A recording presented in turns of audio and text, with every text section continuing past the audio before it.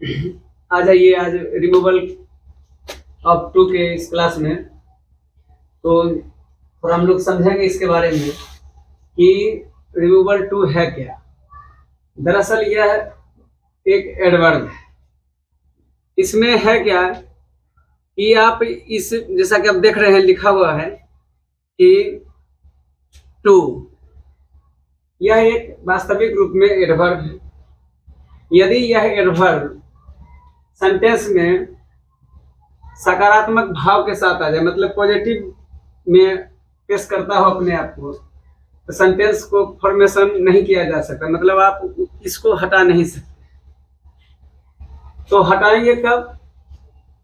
तो चूंकि ट्रांसफॉर्मेशन नहीं किया जा सकता है, तो हम इसको तभी कर सकते हैं जब यह निगेटिव में अपने आप को प्रस्तुत करता हो। जैसा कि कुछ सेंटेंस हमारे सामने में है, इसको मैंने पहले से ही ले रखा है सुविधा के लिए।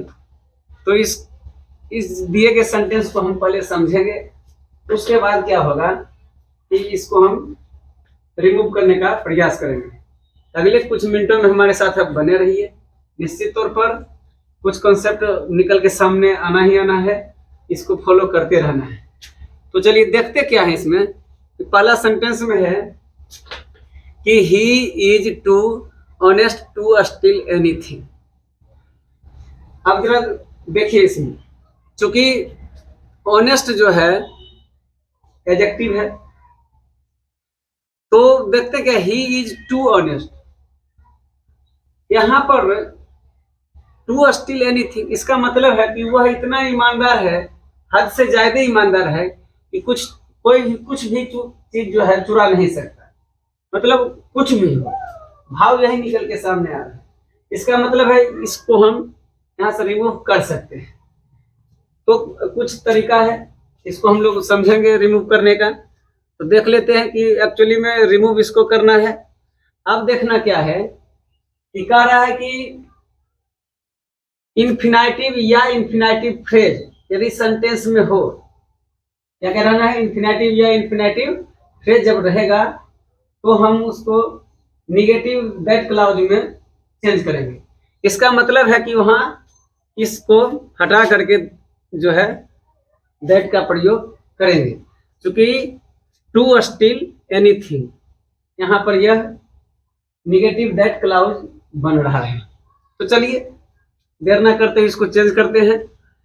तो he is too honest to steal anything. तो कहता है कि दिए गए सेंटेंस के जो सब्जेक्ट और वर्ब जो है उसको आप पहले स्टार्ट में उठाइए। तो चलिए इसका हम चेंज करते हैं एक नंबर का। तो कहता है कि ही इज, मैंने सब्जेक्ट और वर्ब ले लिया है। अब कहता है कि टू के जगह पर हटा करके सो का प्रयोग करें। चलिए सो भी ले लिया है। अब कहता है कि जो एडजेक्टिव है उसको आप हूबहू लिख दीजिए। तो ऑनेस्ट है तो ऑनेस्ट आप दर्शा सकते हैं। चलिए अब आइए आगे इन्फिनेटिव पर बात, चूंकि मेन वर्ब से पहले टू लगा हुआ है यहाँ पर, तो टू स्टील। अभी उस आलोक में हम लोग चेंज करेंगे। कह रहा है कि निगेटिव दैट क्लाउज बनाइए, तो टू हटाइए वहां से, तो क्या करेंगे, दैट का प्रयोग करेंगे। चलिए अब जब दैट की बात हो रही है तो यहाँ देखते हैं कि क्लाउज हो रही है, तो वहां पर तो है सब्जेक्ट हो गया। तो अब आइए दैट हो गया। अब यहाँ पर आप कॉन्सेप्ट ऐसा भी रख सकते हैं अपने मन में कि दैट जो है वह एज ए कंजक्शन का भी काम कर रहा है, क्योंकि हम दो क्लाउज, अब सब्जेक्ट प्लस वर्ब भी इधर होना है, देख लीजिए। तो यहाँ कहता है कि स्टील एनीथिंग।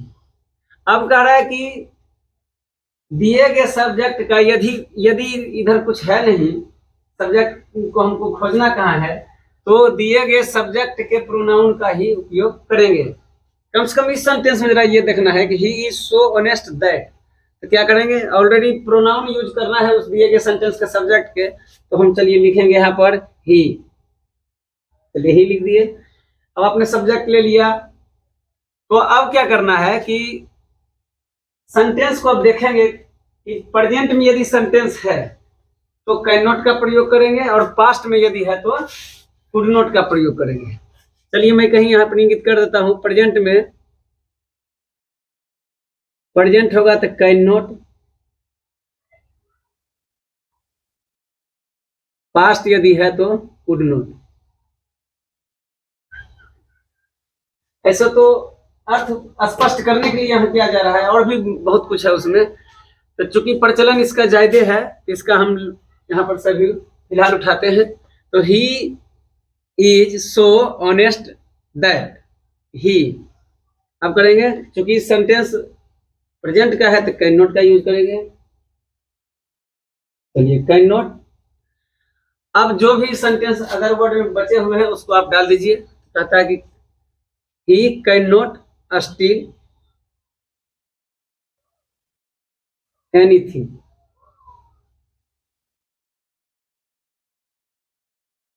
ठीक है। एक बार इसको क्लियर कर लेते हैं।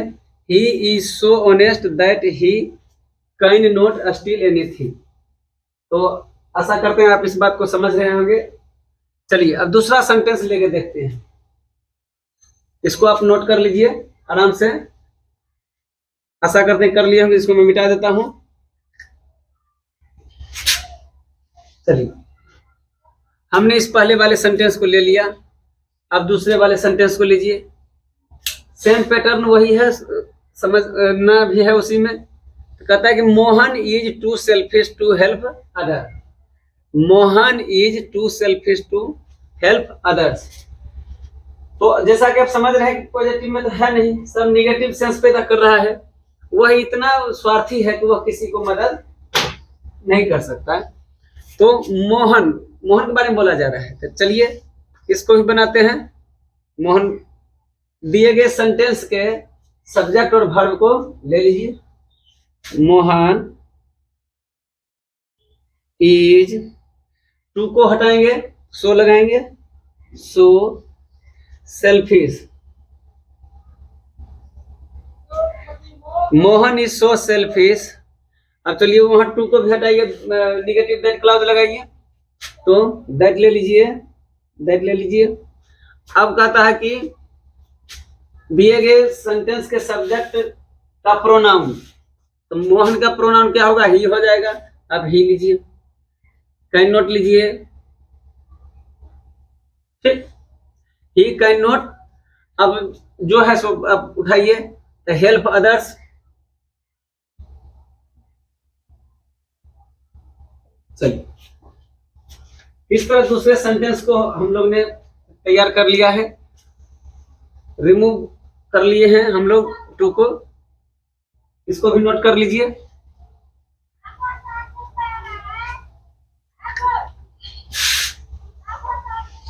चलिए अब आइए तीसरे सेंटेंस पर। अब कहता है तीसरे सेंटेंस में कि the news is too good to be true, ठीक है। तो इसमें थोड़ा सा पैटर्न अपने आप को चेंज किया है सेंटेंस का, बी लग के आया है, बाकी कुछ है नहीं इसमें। तो चलिए उससे घबराने की बात नहीं है। वह मेन वर्ब भी, जैसा कि आप जान रहे हैं बी और टू बी में क्या अंतर है, तो कुछ ज्यादा अंतर है नहीं। हम लोग मेन वर्ब की ही बात करते हैं, रेगुलरिटी की बात करते हैं इसमें। तो आई थिंक आप समझ रहे होंगे यहाँ पर। तो the news is so good. यहां तक तो आशा कर रहे हैं कि आप लोग समझ रहे होंगे इस बात को। तो चलिए the news is so good, that लगाइए, हो गया, दैट ले लिए हम। अब कहता है कि टू बी ट्रू। अब चूंकि दिए गए सेंटेंस में जो सब्जेक्ट है वह नॉन लिविंग थिंग है, तो आई थिंक आप समझ रहे होंगे इसका जो प्रोनाउन होगा इट होगा। तो that it, sorry it, that it. अब कहता है कि प्रेजेंट में है, क्योंकि प्रेजेंट में है तो इज लगा हुआ है। Can not be true. चलिए कुछ नहीं है, थोड़ा आसान हो ही जाता है जब हम किसी बात को समझ लेते हैं। तो समझते जाइए। यहाँ पर रिमूव यहाँ भी हो गया है, तो पढ़िए इसको फिर से। The news is so good that it cantt be true. कहीं नोट पढ़ ही लीजिए, कोई दिक्कत नहीं है।